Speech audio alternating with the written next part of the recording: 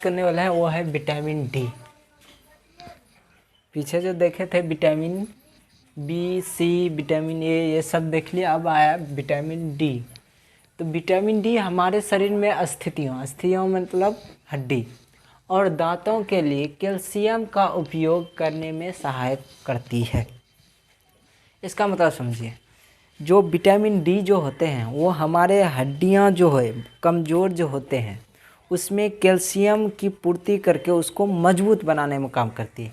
इसीलिए आप कैल्शियम का कमी बोलता होगा दांत उत के, अगर डॉक्टर के पास जाइएगा या प्रचार कभी ऐसा ऐड देखिएगा, देखे होंगे जहाँ पे कैल्शियम के बारे में बोलता होगा। तो ऐसे समझिए कि जो विटामिन डी है एक तरह से कैल्शियम है। इसका पूर्ति करने के लिए विटामिन डी का होना बहुत जरूरी है। विटामिन डी करता क्या है, हमारी हड्डियों को मजबूत रखता है, हमारी हड्डियों को मजबूत रखता है, दांतों का जो है पकड़ उसको मजबूत रखता है। इसलिए दांतों के लिए क्या करता है, कैल्शियम का उपयोग करने में सहायक होती है। अगर इसका कमी हो जाए तो हमारी हड्डियाँ क्या हो जाएगी, कमज़ोर हो जाएगी, हमारी हड्डियाँ उतना मजबूत नहीं रहेगी जितना रहना चाहिए। तो विटामिन डी हमारे शरीर में अस्थियों और दांतों के लिए कैल्शियम का उपयोग करने में क्या होता है, सहायक करती है। विटामिन डी के कमी से रिकेटस, कौन सा बीमारी, रिकेटस। विटामिन डी के कमी से कौन सा बीमारी होता है, रिकेटस। विटामिन डी के कमी से कौन सा बीमारी होता है, रिकेटस नामक रोग होते हैं या बीमारी होते हैं। विटामिन डी के कमी से कौन सा रोग होते हैं, रिकेटस नामक रोग होते हैं।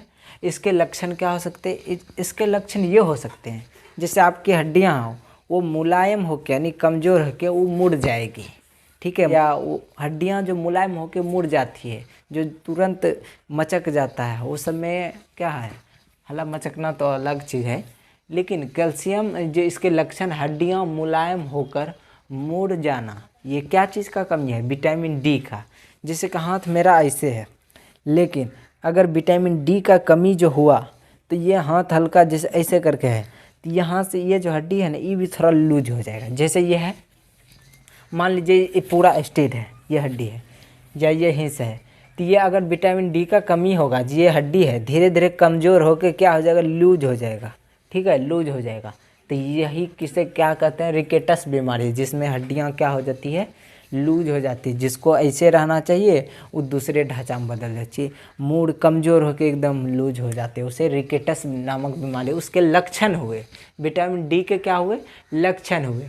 इसके लक्षण में हड्डियाँ क्या होता है, मुलायम होकर कमज़ोर होकर क्या होता है, मुड़ जाता है, नहीं कि ऐसे करके मुड़ जाता है, जैसे लोहा होता है ऐसे मुड़ जाता है, ठीक है।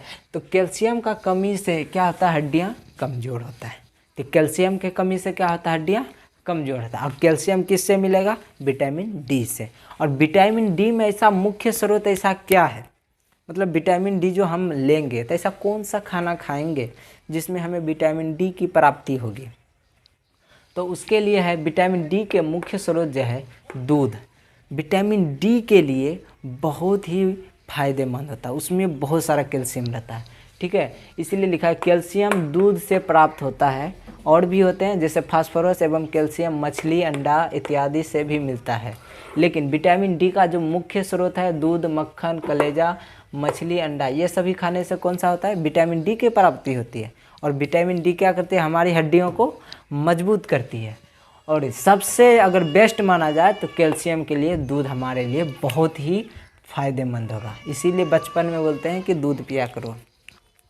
बचपन में बच्चे को दूध इसलिए पिलाते हैं ताकि बचपन का जो होता है वो बहुत ही नाजुक होता है, और दूध इसलिए ताकि उसको कैल्शियम मिले और हड्डियां मजबूत हो और सही से ग्रो करे, सही से बड़े हो, ठीक है। इसी को विटामिन डी के बारे में यही सब है। आपको आई होप कि आपको ये अच्छी तरीक़ा से समझ आ गया। एक बार और फिर से हम रिपीट करते हैं, विटामिन डी हमारे शरीर में अस्थियों और दांतों के लिए कैल्शियम का उपयोग करती है, ठीक करने में सहायक होती है। विटामिन डी के कमी से रिकेटस नामक रोग होते हैं। विटामिन डी के कमी से कौन सा रोग होते हैं, रिकेटस नामक रोग होते हैं। और इसके लक्षण क्या है, इसके लक्षण क्या होते हैं, हड्डियां कमज़ोर हो जाते हैं, हड्डियां कमज़ोर होकर क्या होते हैं, मुलायम हो जाते हैं। उसके बाद कैल्शियम की कमी से हड्डियां क्या होता है, कमज़ोर होते हैं, दांत भी कमज़ोर होते हैं, दांत जो होते हैं ये कैल्शियम, ठीक है।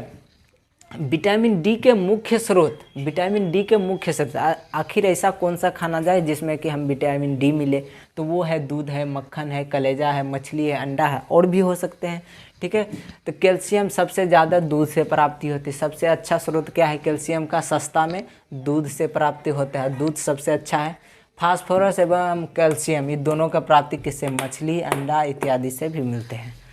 और अब जो है आगे बचा है विटामिन ई, विटामिन के। जब विटामिन बी पढ़ाएंगे बी कॉम्प्लेक्स, तो उसी में आएगा विटामिन ई, विटामिन के।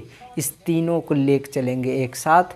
फिलहाल जो हमारा सिलेबस है विटामिन ई और विटामिन के इसमें नहीं दिया गया, काहे कि ये 6 क्लास है, लेकिन हम उसको अलग से फिर भी एक वीडियो में ऐड करेंगे, एक क्लास बता देंगे इसमें। अब आगे जो है हम जो आगे पढ़ेंगे वो है संतुलित आहार।